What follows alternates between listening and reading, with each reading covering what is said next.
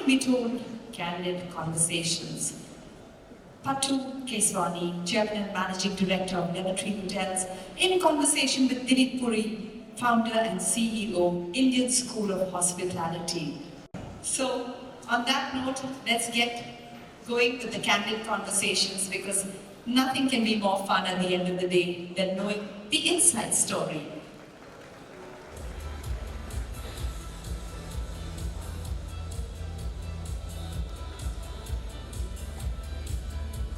Well, good to see a full house this late in the evening. I'm sure you're all got your throats dry and ready to start the evening. So, as I was trying to discuss this panel with Patu, he says, if you ask me the right questions, I'll give you the wrong answers. So, I have to ask him the wrong questions in order to get the right answers from you. And just as we were sitting inside, he said, we'll start, we're talking about dogs. So if you've seen Lemon Tree's post very recently, they're talking about this great canine army of theirs. They've got dogs in every hotel of theirs, from beagles to labs to retrievers to what is it. And Patu and I discovered that we wanted to name our dogs the same name. And I'm going to start by asking him to tell that story first. Which one? Any dogs? Which name of it? Which dogs? The mythological name of the dog. This is because those of you who are of Dilip and my Vintage. I was going to say Premier Cool. So, you know, my brother-in-law was also in the hotel industry. Unfortunately, passed away a few years ago. His name was Ravi Puri. And he was married to my sister. And I remember when I was in my teens and he just got married to my sister, Dilip. He told me that he was a Bihari Dubey. And those of you who are Biharis and Dubeis, I don't think there are any of those, will know exactly, what he meant. He said that I'm going to name you Katot Kach, or Khati for short. And it was amazing because this stayed in my mind. It was over 30 years ago. And today we decided we are going to name the next set of dogs we get Khati, for Katot. So that was the backdrop. And I actually have a dog at home. My pet, who's a golden lab, his name is Katot Kach. We actually call him Gatsby, but his name is Katot Kach. So we found something in common there. To make this session really interesting, we divided it into two parts. Patu didn't want to talk about business really, but I think it would be unfair to the audience if he didn't get introduced on how he sees the industry, the business, the trends. So when we were speaking about the conference earlier, you talked about 3 or 4 things which you would ask questions to CEOs of hotel companies. Biggest challenges, people, attrition is going to stay, cost structure, how do you move fixed costs into variable costs, the big franchise opportunity in India, and your favorite new pet, which is the digital strategy. So would you share with the audience, firstly, what we would ask the CEOs today? People, costs, franchising, and then digital. See, as far as people go, when colleagues of mine discuss attrition with me, by the way, as a company, we want 40% attrition. So we have a very simple strategy. We identify 25% of our people, and we call them high performers, and their attrition has to be 10 to 15%. And it's a KI.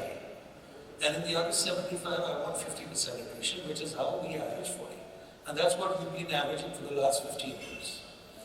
The reason for this is very simple. I have found in most hotel companies, we get into legacy costs. And that is the same guy is doing the same job, and after 10 years, for the role he's performing, he's being paid twice the cost.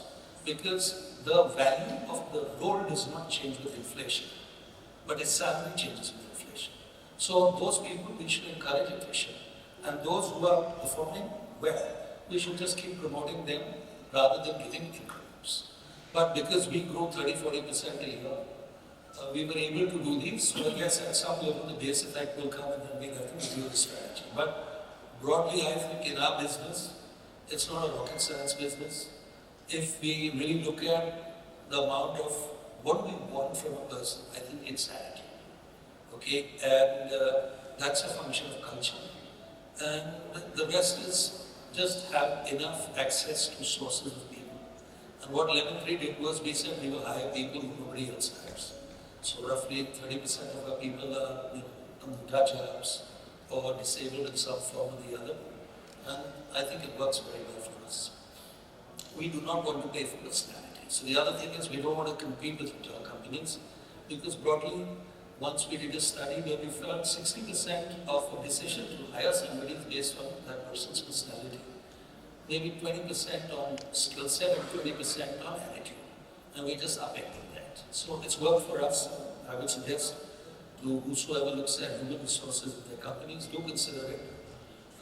It seems to work. So I don't think people is a challenge. I think the challenge is to change the way we look at of new people who we bring on board, and that means we have to challenge ourselves to reach new talent pools, and then how do we develop? Inflation is a given. Let's not, I wouldn't want to waste my time discussing. So it is a given. You all hotel leaders here, you have to deal with it as a reality, not as something that you're going to try and do and it not happen. It is going to happen. That's what I'm going to say. On the cost side, Patu, this whole, how are you migrating fixed cost to variable cost, making yourself less risky as a investee? So going back for a moment, and that's linked to both the first and second question, the promoter or CEO of a luxury hotel company, one of the top 5 in India, called me during COVID. And he said, how many people do you have in corporate office? I said, X. And he said, how many, what's your wage bill? I said, why? So he said, your cost per employee is by X. I said, yes. His was 4X. And that was because of legacy, and I believe they changed it during COVID. So, you see, cost is what? I find cost is, somebody in the previous conversation was talking about, your top line has grown, your bottom line has grown, fantastic. I find whenever top line grows, the base line also grows. So Lemon Tree early on was very, very successful. And we started adding people left, right, and center. And I remember when we started Lemon Tree, we said we'll have 0.8 staff per room. And by the time we hit 8,000 rooms, we had 8,500 staff. And that's when COVID hit.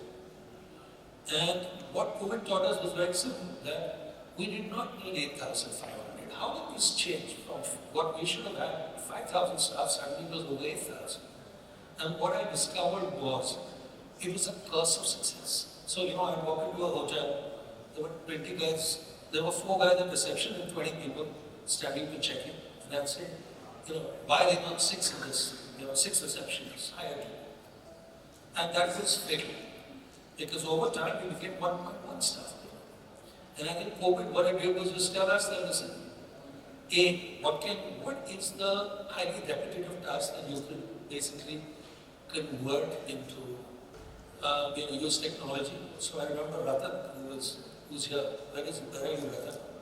Ratan was in Lemon Tree there as our deputy MD, and he said we put QR codes. At a time when COVID had just started for millions. Simple shit. So of course the nickel side, which I'll come to later, these are all subsets of it. But the broad point I'm making is, as an industry, they're completely overstaffed. I'll give you an amazing number. When we went public in 2018, Vijay for HT did a study for us, and he's right next to Ratan. And the study was, I think it was either Vijay or HVS that said the average number of staff in a 3/4-star hotel in India, branded, was 1.6. That's criminal. Excuse me if I don't sound clear. Part of it is I have flu, and part of it is this alcohol. But the long and short of it is, And in going cold turkey, it's not okay. We talk about that. it's sounding jealous. But anyway, long and short of it is that, we own half the hotels, but those of us who manage other people's hotels, it's our responsibility to give them a better product. Right? And that means cut the flag. What did I learn in COVID? Simple. That I know I cut muscle. I delayed renovations, I increased the temperature of our air conditioning, I reduced the temperature of the hot water, I did all that bullshit, which was cutting muscle. But we also cut flag. And I think we've all learned it. And what's super important is, There is so much uncertainty in the world. It's our job now to make sure we drop the costs down, we make a lot of them variable. Let's stay there. I think that's my personal opinion. So just one for you, those of you who have throats dry, you're having a drink and you should shortly have one too. So there But Sandeep is not here when he said I'm setting a bottle. हमने भी सुना था. So the third big thing, which is the franchise opportunity, and Nikhil, Dimitri, you're here, the pioneers in some ways, Wyndham of franchising, and Tilly, you think of it as a big opportunity. You built a whole new division to franchise. I saw Mahesh outside and I said, do you think franchise is going to take over management in level 3? He wasn't so sure. So how do you see that working out? So I'm going to tell you something which is right now only being discussed by me with my board. You know, I don't unfortunately read many sources, but somebody in my company told me that the Ministry of Tourism says that there are 33 lakh rooms registered with the Ministry of Tourism in India, 3.3 million. Now, the branded hotel rooms in India, from what I read from all the top consultants who are in this room, is 1.6 million. 1.6, which means only 5% of India is fundamentally, and I assume this includes the franchise side too, is branded.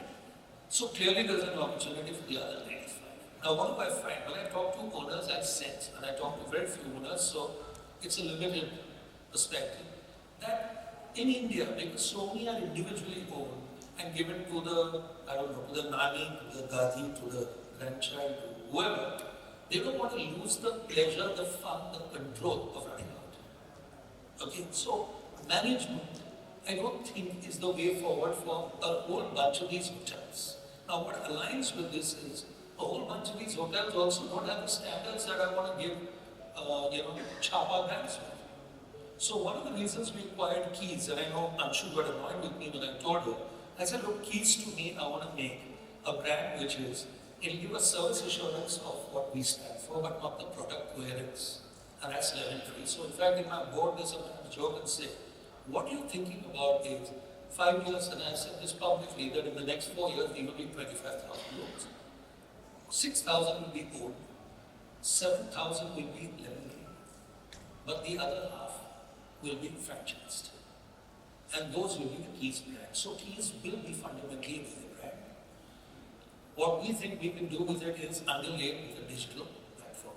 So what, I don't know how many of you know this, but since the last 6 months, we've been focusing on creating actually a fabulous platform. Boston Consulting Group is our strategic advisor partner. We're trying to create a platform which is best in class in revenue management, in customer relationship management, in sales, in processes, and then we will offer this digital platform as a service to the same guys who go with us in franchise. And we think we can make this an annuity model. And what's more is, we don't want to talk without putting some skill in the game. So what I hate as an owner myself is if somebody comes to me and says, listen, I'll take 20% of yours as the top line, and maybe this much for sales and this much for that. If I don't like it, then I shouldn't ask for it. So the whole model is how do I disrupt this? I think we have some form of a platform. In the next 1 year, I think you will hear us trying a very different way of doing this business. And you look at this digital model for franchise outside of the country? Yes. It's an independent company, it's 100% subsidiary, but it will ultimately be, it'll be completely independently covered. You know, it's very interesting. Many years ago, I used to work for Intercontinental Hotels at the time when they were Holiday Inn. And Holiday Inn's greatest success came in the US when they built up this franchise model in the 50s and the 60s, building interstate highway hotels. They used to have a guy, Patu, called the franchise services manager. There were normally 2 managers per state. In every state, they had about 70, 80 hotels.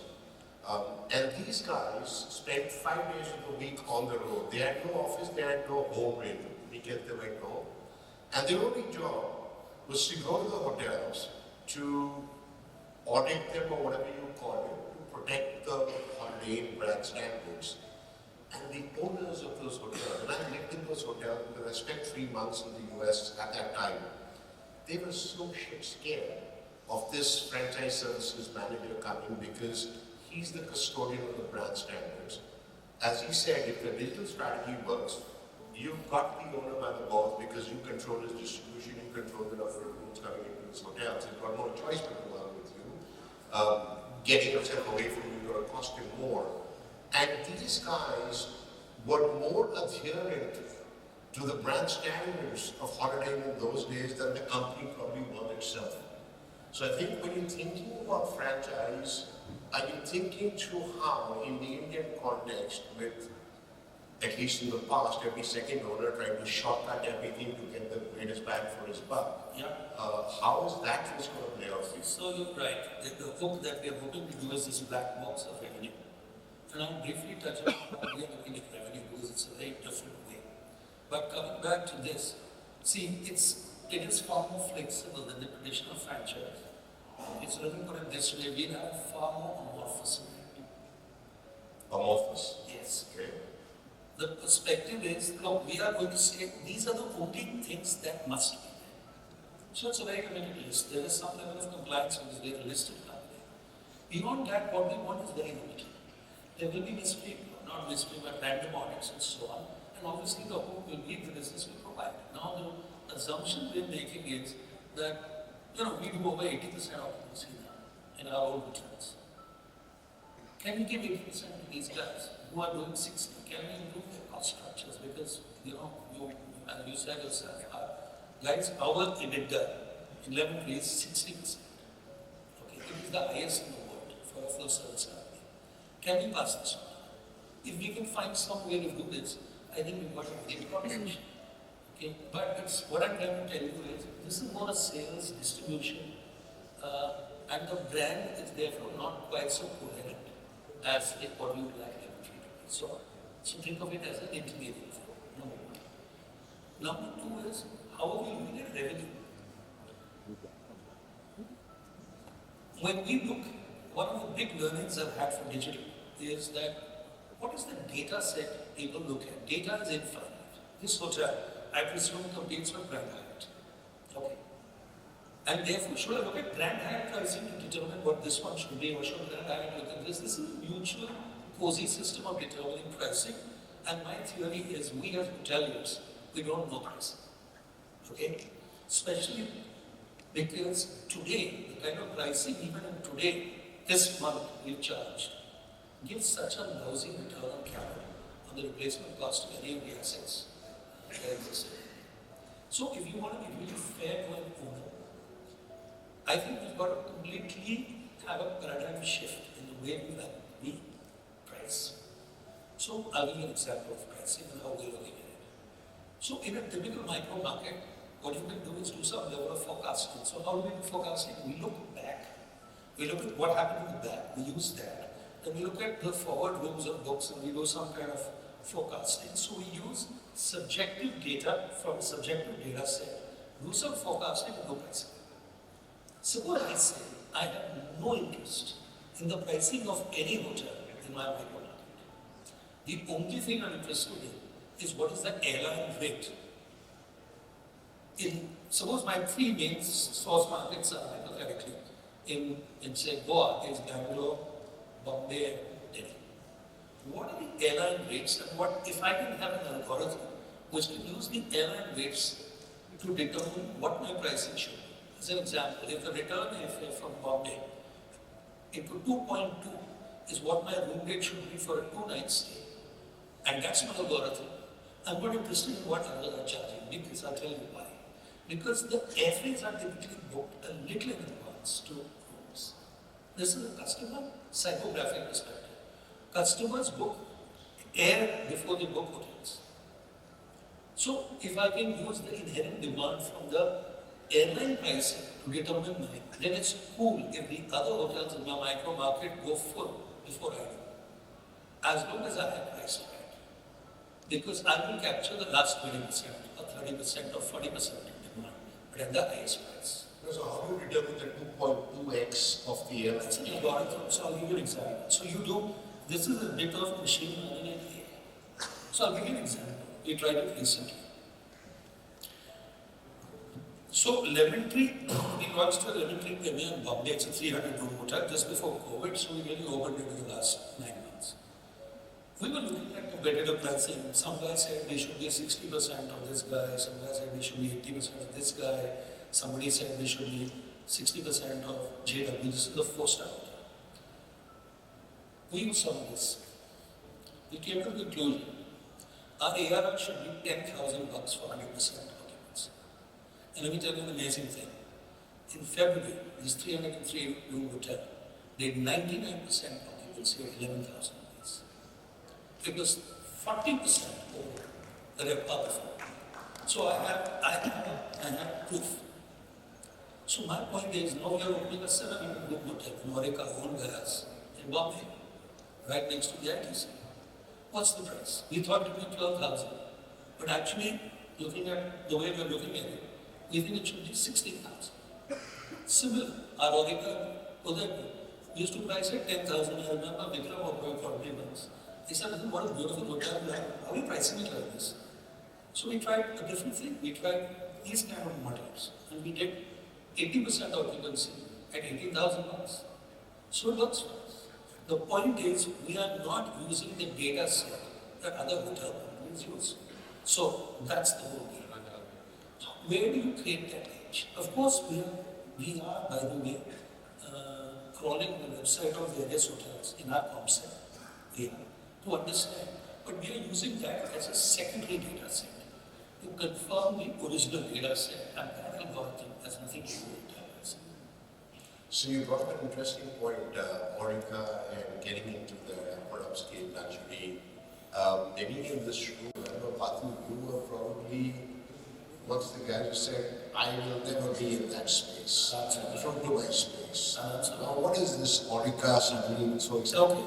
So I think there is a grave injustice done to 50% of the hotel owners in this country, in the 5-star space, in the cost structures that we as hoteliers offer. I think it's same disruptive model.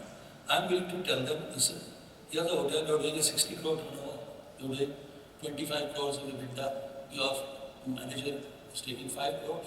I won't take any fees from you till 30 crores. But beyond 30 is what I take. And I'm going to say, you're saying that 20p model? I'm going back. Yeah, I'm going for Canada. You're right. And I'm saying if I don't give you 35, I'll chop it. How's that? Where did that confidence come from? Because we are seeing it happen now. The point I'm saying is some of the cost structures that some hotels have looked at is criminal.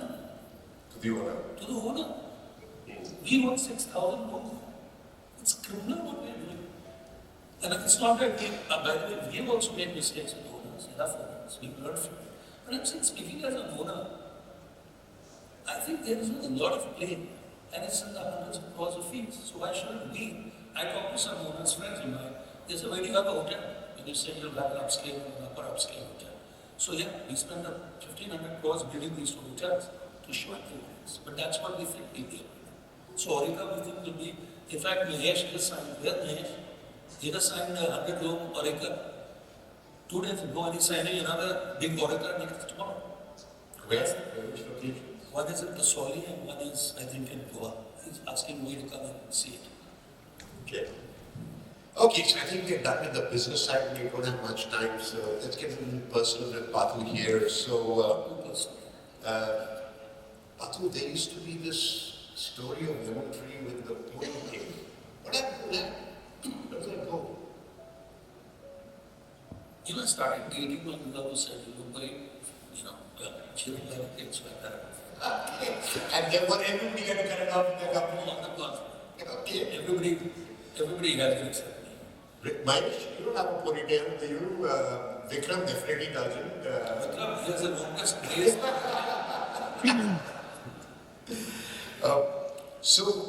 We've also heard from the rumor mills, you're investing in hotels in New York, You want to do some stuff? That's personal. Personal? Why personal? You know the reason for asking. Would you like to share? You're all part of the community here. I mean, Patu and I have had one shared thing in common over many years. We're both bachelors, married, divorced, with kids, kids not interested in your business. So many things in common which I thought would continue. Suddenly I'm hearing कि ये आपका थोड़ा language shift हो रहा है इसमें. But I've always liked the US market. I'll tell you why. It's a very simple reason. In India, no, nothing to do with it. This is the thing I see in the United States, in New York, especially in Manhattan and Brooklyn, not the other boroughs. Is your factor costs, your input costs are double of India. But your ARR and occupancy is 5x. So it just is a simple thing. If I wanted to invest anywhere personally to create any incremental assets in a business, I understand why is it not United States, why is it not New York? So that's why it's just 2 hotels, but I'm going to have some fun. But why don't you do with Lemon Tree? Why personal? Because Lemon Tree, me give it to them, but it is a related party transaction and I will shareholders. Here I'm not running the hotels. By the way, I'm just Investor in them. Okay. Well, we're running out of time, so last question is everybody would ask Patu, what is it that now keeps you awake at night? Besides the US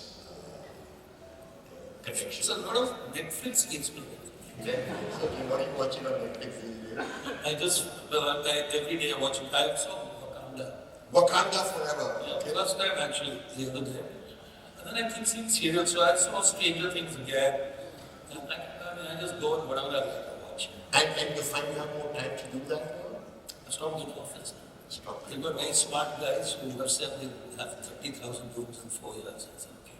Okay. But you know, we don't want to keep you from the bar and from the great evening we're going to have. I see time's up. I'm sure all of you would love to hear even more from Patu about those wonderful gems he gives you, everything he does. But thank you very much for the evening. Cheers again.